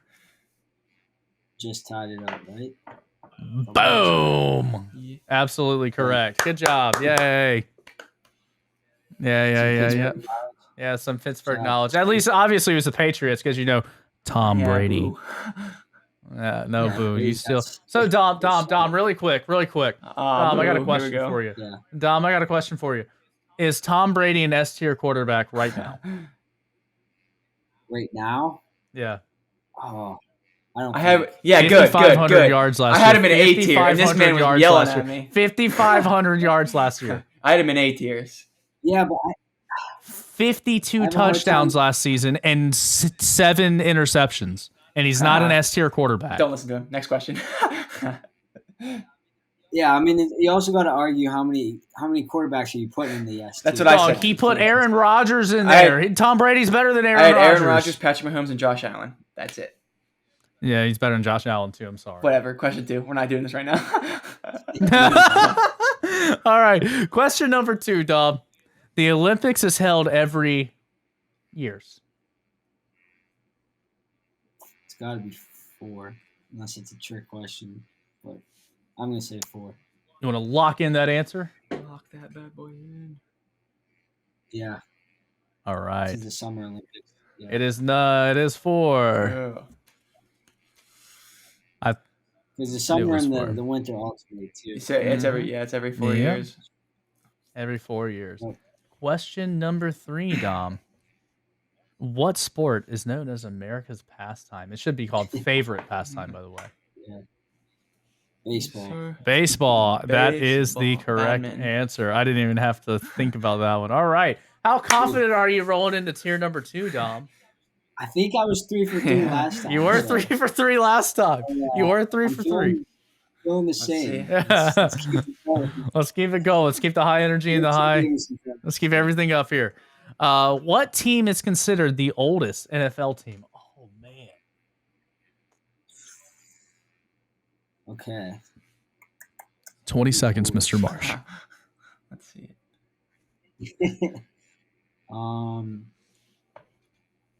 I think it's Packers are really old. They've been around for a while.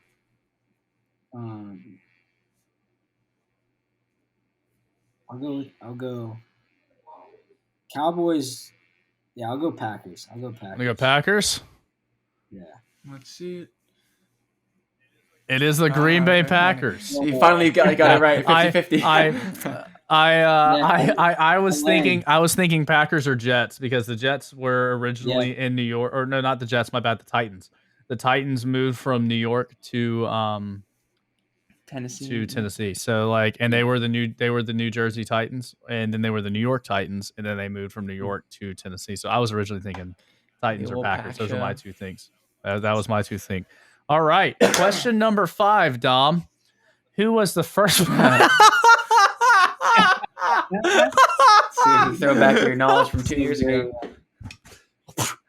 Yeah. How you doing? Let me grab my mic. Yeah. Let me grab my mic. The Frenchman Rudy Gobert. And that is obviously the correct answer. Yeah. Even I knew that one.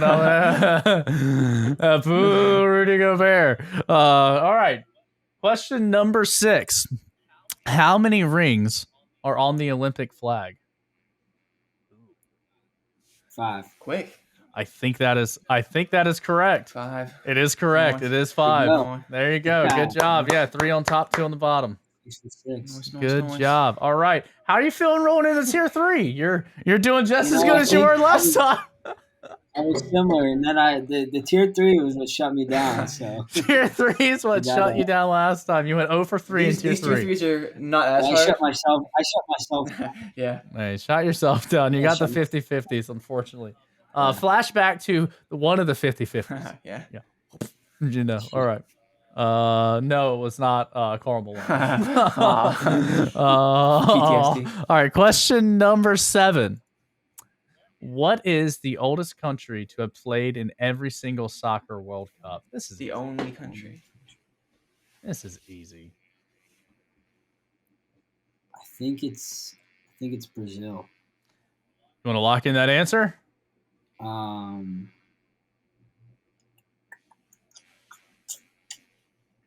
Yeah. Don't second guess yourself because you were correct. Brazil. Yeah. Don't get a second. Yeah. I didn't even need a second to think of that. Brazil. All right. Yeah, So I got some second knowledge. So now you get to win 3 prizes here. So here's the thing. All right. So you won all the other prizes. And on top of that, you also get a t-shirt from Wallkicks. So you get a Wallkicks t-shirt, just like, the shoe and stuff like that, like you won last time. One. So now you get the t-shirt. Yeah, it's the first prize you get out of this board. All right. So question number 8. What is the diameter of a basketball rim in inches? I should know this. It is. So I deal with. Yeah, Oh I was my gonna say this one's gosh! definitely It like has a. to be. I know this one. If I see it, you'll know it when you see it. You're gonna be mad, but I think you can get it.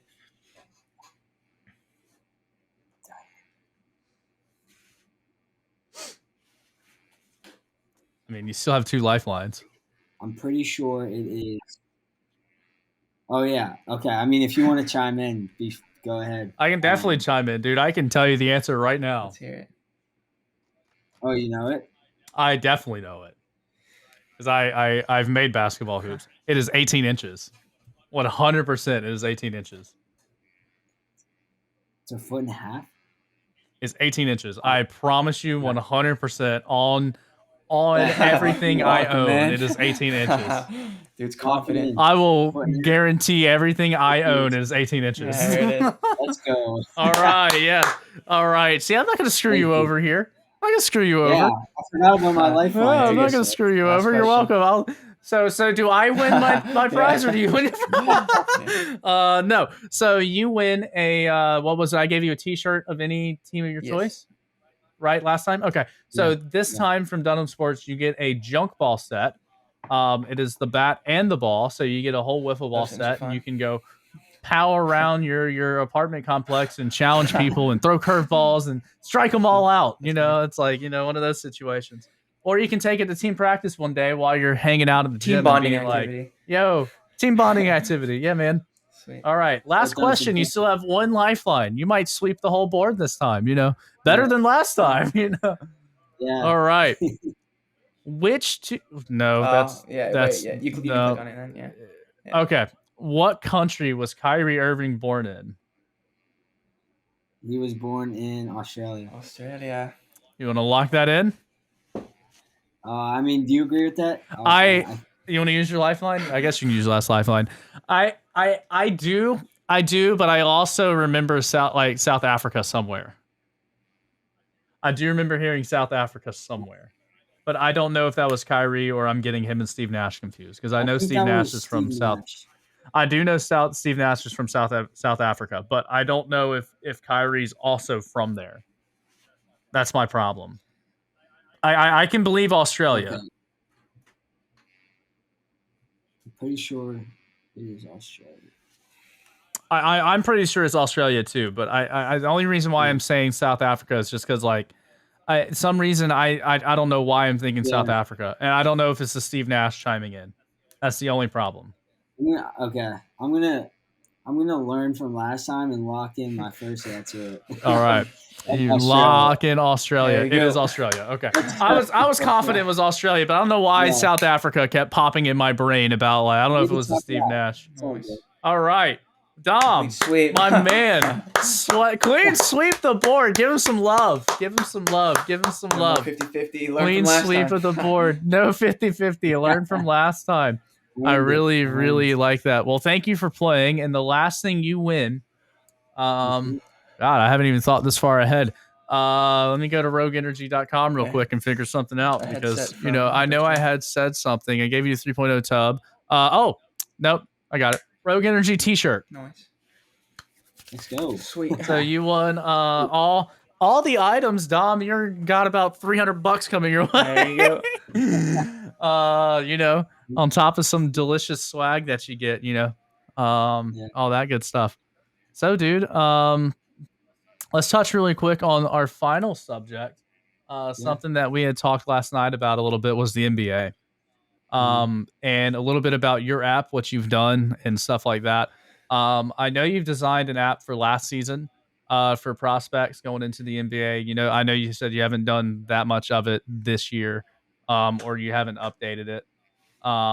Is there any plans to update your app, or is it just something that's just you're that's going to take too much time? I didn't do it this year. I should have done it all year, and it's just got put on the back burner. Yeah, I mean, so I built the 2022 draft class app. I finished the base version of it in January, just to get it out there. Posted it on Twitter, but after that I was like, okay, the next time I update it, I'm just gonna wait till the season's over because I don't want to be updating the data every week during Yeah. the season. So now that the season's almost over, I'll probably finish up the mostly final product in a month or so, and then go And from there. what is the name of your app so we can plug it in right here?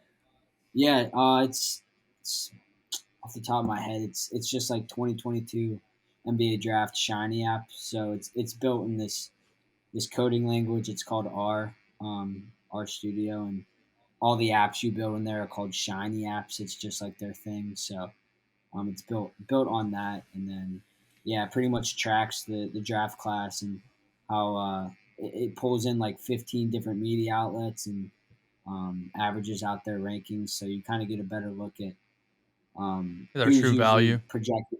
Yeah, exactly, projected best out of like not just what ESPN thinks, but like 15 different people. So So I know you're like um, heavy into advanced metrics and advanced statistics as far as like basketball is concerned. Let's kind of talk how that's affected the NBA yeah, for a second, because advanced analytics has really taken, a fucking like a rocket ship just blasting off into space with advanced analytics. yeah, Like players, kind of like a Moneyball aspect, where players that were undervalued are now being like given massive deals, like players like yeah, JJ Redick, who had a crazy high efficiency rating, but a player like JJ Redick who had a crazy high efficiency rating, who never would have, been in the conversation for, a player that should be making, 19-20 million dollars, signs a $20 million deal his last 2 years in the NBA, because like his efficiency rating is yeah. so sky high that he can fit onto any team and just kind of produce. So what's your take on like how advanced metrics and advanced analytics have kind of changed the NBA world? Yeah, I mean, like you said, Moneyball is like the most famous analytics like movie. Kind of shows that MLB is a lot more advanced just because it started earlier, and the MLB is a little easier to quantify because every play is a pitch and an outcome of your pitch. So whereas like basketball, you got 10 guys moving at once, a ball moving simultaneously, and each pass has probably 100 different outcomes or whatever. I don't know. Yeah. So it's a lot harder to completely solve. Whereas like the MLB is pretty Yeah, pretty high straightforward. tech in terms of yeah. So but it's changed. I mean, like you said, JJ Redick. If you put him in today's game, he's probably making X times as amount as money as he made when he was in the NBA, just because he was an all-time three-point shooter, and that's in high demand today. So I think the NBA is taking it a little bit from the MLB, where teams started to see there's a competitive advantage with taking shots like three-pointers that are worth more than 2 points. So I mean, mathematically, if you take more threes and make more threes, you're probably going to outscore your opponent. So I think it's all about finding that ideal maximized shot selection. In the past 10 years, you've seen people taking a lot more threes. Um, and it's even more interesting. You'd want to toe the line every time, but um, a lot of people have found that as shooters move back, that also means more spacing on the court. So Yeah, there's a lot not of only does players that shooting make from, half court at yeah, a I mean, you see phenomenal it. clip, like Damian Lillard, Curry, Ja Morant, Trey Yeah. Young. They're all hitting these shots from like half court at a very good rate too. Not at Yeah, like a 1 for 10%. They're shooting yeah. them I at mean, like, a 5 out of 7. Like, they're yeah, shooting them really well. So it's not like, a bad shot by any means for today's players. If somebody would have pulled up, God forbid, oh, there would have God been an forbid, if uproar. Phil Jackson was coaching in the early 2000s, or any player, Hubie Brown, or like, any coach Mhm. was coaching the Yeah, NBA, Kobe, Kobe. and somebody pulled up from 50 feet, they would have been like, Hugh, get in there. It's like, go get yeah, that I guy. know. So, but I mean, I'm so happy that it's like acceptable today, because like it gives players like time to shine, right? And it shows their unique ability. Sorry to kind of cut you Yeah, off on that. Um, no, you're good. you know so Yeah, looking at that, um as a whole, like what I just kind of said, touching on that, how would you see if say the contracts, let's kind of play a whole what if scenario here. So say we're back in time in the early 2000s, but we have today's roster. Like we have today's roster. Who do you Yeah. see as like the guy that like you're going to say, okay, this guy's going to score 30 a game?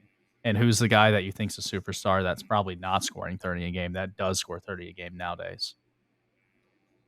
So you're saying take players from now and put them in the 2000s, or from the 2000? Okay. From now and put them in the 2000s with the 2000s coaches with their kind of play style to slow it down, give it to the big guy, Yeah. play pick and roll type thing. You know, how would you see today's players Yeah. fitting into that? I mean, obviously, I think back then there was less space. Like I said, the 3-point shooting wasn't as accepted. And I think Pulling up from half definitely wasn't accepted. Yeah. And I think just the defensive schemes were a lot different. I'm not saying the defense is worse now, because I also think that's another thing that's misconstrued. Like, absolutely, yeah, there's players absolutely are guarding people 40 feet away and being asked to be put in pick and rolls with guys who could score at will. So, yes, they're going to look stupid at times. It doesn't mean that they're playing bad defense, but well, to be fair, if Chris Paul's running at me full speed and he hits me with a sham god, I'm going to fall too. So you know, you know, there's no harm in getting sham god. You know, yeah, I think the specialized guys like I mean, who's to say an NBA guy couldn't figure it out if you put him in a game? But I think the specialized tool guys, like maybe the spot up shooters, that role just isn't there in the 2000s. So I just think they might struggle, especially with the contract. They wouldn't. I don't know about they could stay on the court, but I just obviously don't think they'd be making the contracts, the money they'd be making now, which is also another question. Like, do you keep that guy around if you're not paying him? So stuff like that. And then who's a player that I think it like just flips the draft class too. Like the draft philosophy's changed. So. And then who's a player that you think is a star that would remain a star that you would be like, this guy's still going to give you 30 a game? I mean, easily. I mean, LeBron was in that era, so definitely LeBron. Yeah. KD seems to adapt everywhere he goes. Fit in any era. Yeah, I feel like he would too. I mean, it's hard to say, like, if you throw Curry in there, he'll shoot over the defenses. So it's, I don't know. It's weird, but I feel like Curry would be on a leash, man. I feel like they would just be like, if Curry came up the court and he did what he did and pulled a shot, he'd be on the bench in 2 seconds. I really feel like he would be. And that's such a beautiful thing about today's NBA, which is why I'm talking and brought this up, was because like a lot of coaches and a lot of like the way the game has changed is a lot more open to those styles of play.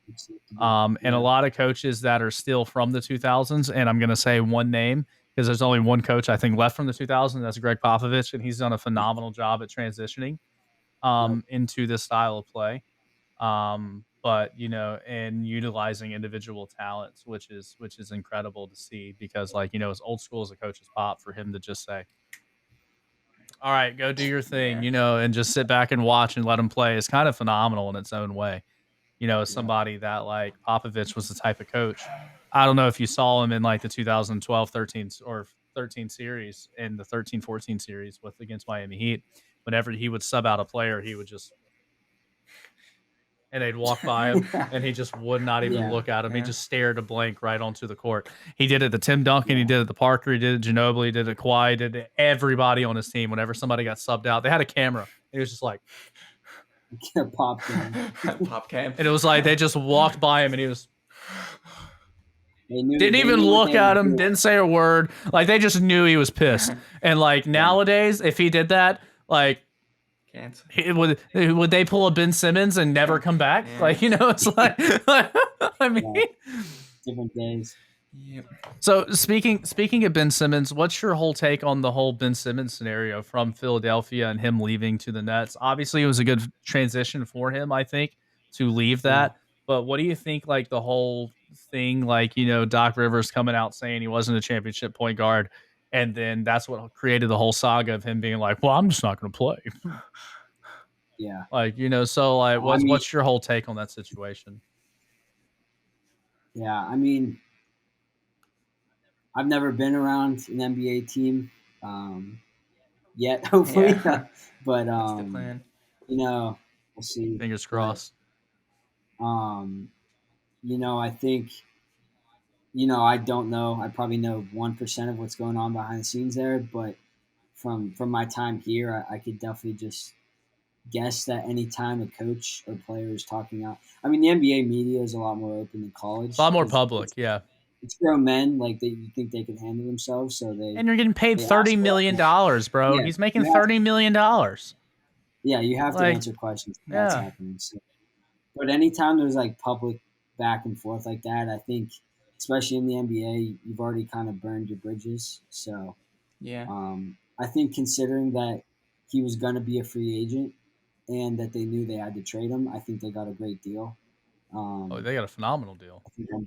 I think on both ends, yeah. So, um, Yeah, we talked yeah, about I it. mean, We talked about it on one show, and we all gave each team won.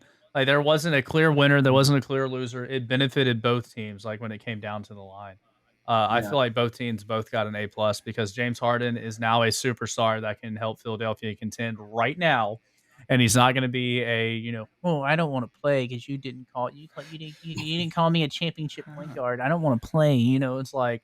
And then Ben Simmons gets out of a situation where he's like, I don't want to play, but I don't know, man. Like I feel like the Nets would be in a much better scenario if Kyrie could play every game, but that's a yeah, whole different topic. Because I don't know, I mm, feel like the NBA is just filled with people that are just like overpaid millionaires that are just like. So it's like, just whine about every little thing. Like, dude, you're making $30 million. Imagine if you made $30 million, what you could do with that. Yeah. Dude, it's insane. Oh Like, man. dude, it's um, crazy. Zach, you got any questions? Nope. No. Damn, what are you answer doing here then? So busy making sense. last thing I guess then, hopefully you can get some input on here, Zach. Uh, um, the NBA's like completely changed the way basketball is being played, even at a college level. How do you see the NBA's like the way that it's played now affecting the college game in your 4 years that you've been at Syracuse, and even Yeah, after? I mean, I think it directly affects both how teams play on the court, obviously, um, how players see themselves and where they go, too, which might get overlooked sometimes. Obviously, like college coaches are going to steal offensive sets they see in the NBA and try to put them in college, like some plays they see. So, I mean, that happens in any level of basketball. You can see it playing high school you like, and like, oh, I'm going to try to put that in our offense. So that happens all the time, and I think as kids grow up too, watching the NBA with all the shooters. Um, I think it's already happened, and I think it's going to continue to happen. That next wave of young kids that grow up instead of trying to dunk in their driveway, they're shooting from 70 3 streets Yeah. feet. down. Yeah. They're shooting from the So neighbor's house. Yeah. I think it's only going to get crazier with how we see this court, the spacing, and the 3-point rates and all that, and the percentages. So So do you think I think that it's could definitely. time? Do you think it's time to maybe extend the 3-point line at all levels? I mean, it continues to get pushed back. Um, I don't know when you stop or Well, if I mean, I you're. don't I think it's mean, been pushed. people. I think the most recent time it got pushed back was just in college. It didn't get pushed back in the NBA. Well, yeah, the NBA, yeah, the college. Yeah, you're right. The college got pushed back to FIBA. Yeah. Um, so I mean, people always joke about a 4-point Yeah. line. The um, Globetrotters and the Big you Three. never know. I bet in the '60s when they said the 3-point line, they would have been like, "Get that Yeah. out of here!" Whenever they Yeah, threw it right. up. I think they did. Yeah, when Um, they saw that shit come around and they were like, yeah, "What is Ruined this?" the Jerry matchup. West, came in with his cane. Jerry West came yeah, in with his cane and his walker and was like, "Get this out of here!" What is this It's line? yeah, right. so Well, it's just like it's I don't another know. line I can trip on. But I mean, Yeah, do you I, actually see so it maybe extending in a couple of years? I think if it does, I think we'll see the college match the NBA before the NBA moves back. Maybe, Okay. if that makes sense. I don't know. Yeah. Because I think college is so close to the NBA now, where in terms of 3-point talent, or at least the same types of shot selections. So, Yep. But yeah, I mean, the game's also affecting how college guys perceive themselves.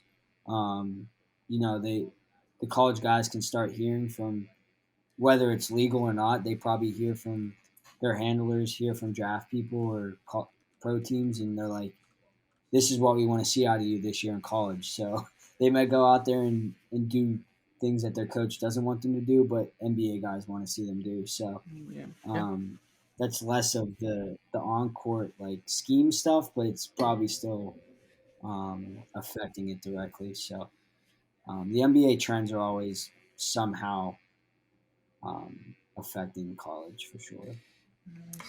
Understandable. Well, dude, Yeah. thanks for taking more time out of your life to come and talk the shit and talk sports, and give your insight on a lot of stuff. Always, even though it's the second time I've really spoken with you, I always love hearing your insight. Last night I was very intrigued, very just listening to everything as we had a conversation. So I would like to right now, live on recording, actually, live on not live, but live on recording, to ask you something. Yeah. Hopefully I can answer. How would you like to be, not a full-time member, but a inside analyst on basketball topics for the AA to Z Sports Show? Let's hear it. Hey, I mean, if I can, I'll be around. Got nothing up now. Can't Sit on the couch. I don't know how.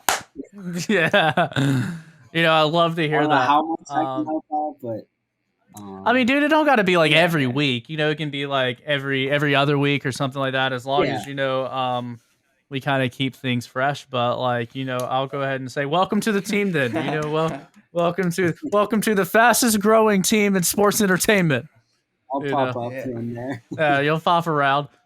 So dude, love to have you on more and chat sports with you, especially basketball, and even if there's other sports we can talk about too. I'd love to get your insight on some big moves in the NFL and other stuff. Because you're also probably an NFL fan, I assume, right? Yeah, I follow it. I probably am not as much knowledge as basketball, but it's more of a surface level fandom. But that's fine. Are you a Steelers fan too? I can't be surrounded by two Steelers fans. Yeah. I can't be surrounded by two Steelers fans in football. It's already rough with one. But I've been contemplating, replacing Zach or replacing you with Zach, and then like Steelers fan. Now I can't because you got another Steelers fan. So it's like, no, I'm kidding. I would never replace Zach. Zach's my ride or die at this point. So. Zach does so much behind the scenes for us that it's just incredible. So as much as he sits there on his phone and just stares at it, halfway through the recording, he does a lot behind the scenes. So I kind of don't give him a hard time about it. But yeah, thanks for joining us tonight, dude, and thank you for coming last minute to fix everything that kind of went down with everything. And it's a learning curve for all of us. So it's not just something. Yeah, you didn't. Yeah, it wasn't all your fault. It just it wasn't all your fault, because let me tell you first, it could have been avoided by me understanding the software and knowing that because I knew about the headphones and non-headphones. I just didn't know that was going to be the scenario, that it was going to bleed through and do all that stuff. And I was just like, holy shit, like, is that bad? Yeah. And I went into editing and I was just like, oh my god. Yeah, I can't do that. It's going to take me days. It was going to take me like days, because I was going to have to put like keynotes and markers and just drag audio down, and then have spots where it was like, silent and then unsilent and silent and unsilent. And I was going to have to go through for hours upon hours and sit there and do that. And I was like, nah, dude, I can't do that. I'm going to have to ask this dude to re-record, unfortunately. But, thanks for being a trooper. Thanks for being a homie and redoing it. So, yeah, I appreciate that. But I guess we'll let you go, and you have a wonderful evening. And if there's anything else you want to say, plug your socials and all that stuff again, because obviously you're not going to be able to. So go ahead and do that real quick. Yeah, I mean, I'm on Twitter, pretty active. D Samangy, got my last name. So, yeah, check me out there, I guess. But yeah, thanks for Zach and Ashton, of course, for having me on again. I had to right my wrongs. and the other Ashton and the other Ashton that's not here, unfortunately. Yeah. And check him out. I got his link down below, and we'll see you guys. We'll see you guys later.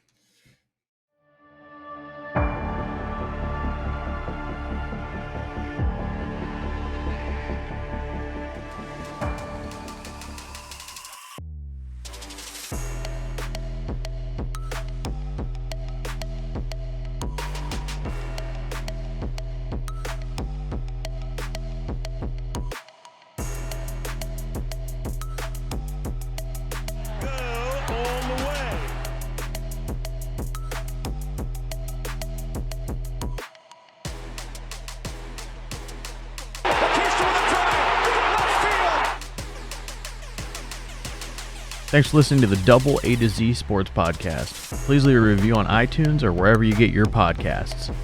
And check us out on Twitter, Facebook, and Instagram for more content. He's in! Patriots win the Super Bowl! Brady has his fifth! What a comeback!